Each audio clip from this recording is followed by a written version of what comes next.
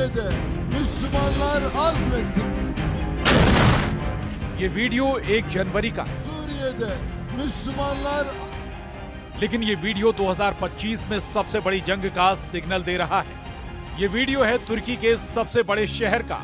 ये है इस्तांबुल, तुर्की का सबसे बड़ा शहर। आबादी 1.5 करोड़ से ज्यादा, और इस वक्त तुर्की का ये शहर फिलिस्तीन फिलिस्तीन चिल्ला रहा है। ये वो भीड़ है जो राष्ट्रपति रजब तैयब एर्दोआन की ताकत भी है, और यही भीड़ एर्दोआन की सबसे बड़ी मुश्किल भी बन सकती है। गलाता ब्रिज पर हजारों लोग तुर्की और फिलिस्तीन का झंडा लेकर नारा लगा रहे हैं।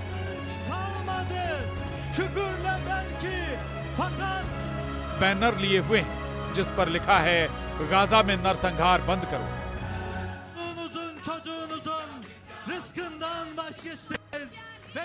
क्या गाजा के लिए तुर्की खुद को तैयार कर चुका है? क्या इस वीडियो ने पश्चिम एशिया में तुर्की और इजराइल की टक्कर की शुरुआत कर दी है? क्या ये तस्वीरें देखकर 2025 में एर्दोआन पश्चिम एशिया में एक नया वॉर जोन तैयार कर सकते हैं? इस रैली में एर्दोआन के बेटे बिलाल ने क्या ऐलान किया, इस पर पूरे इजराइल की नजर है। पहले सुनिए तुर्की के राष्ट्रपति के बेटे बिलाल एर्दोआन का वो बयान जो इस वक्त सुर्खियों में है। Gazze'de soykırımın 453. günü. 453 gündür Siyonist, Nazist İsrail Gazze'de bebekleri, çocukları, kadınları, yaşlıları katlediyor. आज गाजा में नरसंहार का 453वां दिन है। 453 दिनों से जायोनी और नाजी इजराइल गाजा में बच्चों, महिलाओं और बुजुर्गों की हत्या कर रहे हैं। एर्दोआन का बेटा बिलाल इजराइल को ललकार रहा है। इजराइल की हुकूमत की तुलना जर्मनी के नाजी से कर रहा है। क्या एर्दोआन का बेटा गाजा के नाम पर अपना सियासी बुर्ज खलीफा तैयार करना चाहता है, जिसकी जद में न सिर्फ सीरिया आएगा बल्कि बिलाल के प्लान में इजराइल, जॉर्डन, लेबनान और सऊदी अरब का नामो निशान मिट जाएगा? क्या अपने पिता के ऑटोमन साम्राज्य वाले ख्वाब को पूरा करने की तैयारी बिलाल एर्दोआन ने कर ली? Suriye'de Müslümanlar azmettiler, sabrettiler ve zaferi elde ettiler. Suriye'den sonra inşallah Gazze'de kuşatmadan zaferle çıkacak. Bizler de o mübarek güne ulaşmak için dualarımızla, böyle dayanışma gösterilerimizle, boykotla, gizli ya da açık gayretlerimizle Gazze'li mazlumların yanında olacağız. क्या बिलाल ने तैयार कर लिया है Ottoman साम्राज्य का plan? Syria में मुसलमानों ने इरादा दिखाया और जीत हासिल की। सीरिया के बाद गाजा घेराबंदी से जीतेगा। हमारी दुआ है फिलिस्तीन के साथ है। उनकी खातिर जारी प्रदर्शन, बहिष्कार और बाकी कोशिशों के जरिए ये मुमकिन होगा। बिलाल के ऑटोमन प्लान को देखकर इजराइल में हड़कंप मच गया है। इजराइल की फौज को लग रहा है कि जितना फायदा उसे गाजा, लेबनान और सीरिया में युद्ध से हुआ है, उससे ज्यादा नुकसान तुर्की से होने वाला है। यही वजह है कि अब इजराइल की मीडिया में ऐसी खबरें छपने लगी हैं कि तुर्की को किसी भी हालत में रोका जाना चाहिए। जेरूशलम पोस्ट ने एक रिपोर्ट के हवाले से कहा है कि इजराइल को तुर्की से युद्ध के लिए तैयार रहना चाहिए, क्योंकि अब तुर्की ऑटोमन साम्राज्य बनाने का ख्वाब देख रहा है, जबकि इजराइल में सीरिया के हिस्सों को मिलाकर ग्रेटर इजराइल की नींव डाली जा रही है। और इस बीच तुर्की के राष्ट्रपति रजब तैयब एर्दोआन का बयान भी सामने आया है। उन्होंने कहा कि हम सीरिया की अखंडता और एकता को चोट पहुंचाने की इजाजत नहीं देंगे। इसके लिए हम हर जोखिम भी उठाने को तैयार। इस वक्त सीरिया और जूनियर एर्दोआन के ऑटोमन साम्राज्य वाले ख्वाब की चर्चा इसलिए बहुत तेज हो गई है क्योंकि गाजा और लेबनान में तबाही के बाद सीरिया में हुए उलटफेर ने सबसे ज्यादा 2 पावर्स को फायदा पहुंचाया है। पहला है तुर्की, जिसकी शह पर जुलानी ने सीरिया में बशर अल असद की सरकार का तख्ता पलट कर दिया, और दूसरा है इजराइल, जिसने खुफिया तरीके से जुलानी का पूरा साथ दिया और अब ईरान और हिजबुल्लाह की सप्लाई लाइन पूरी तरह से कट चुकी है। सीरिया से ईरान बाहर हुआ और एंट्री हुई एर्दोआन की और नेतन्याहू की, यानी सीरिया को अब कोई और कंट्रोल कर रहा है, तो वो हैं इजराइल और तुर्की। लेकिन सीरिया के पूरे खेल में एक नया बवंडर मचने वाला है।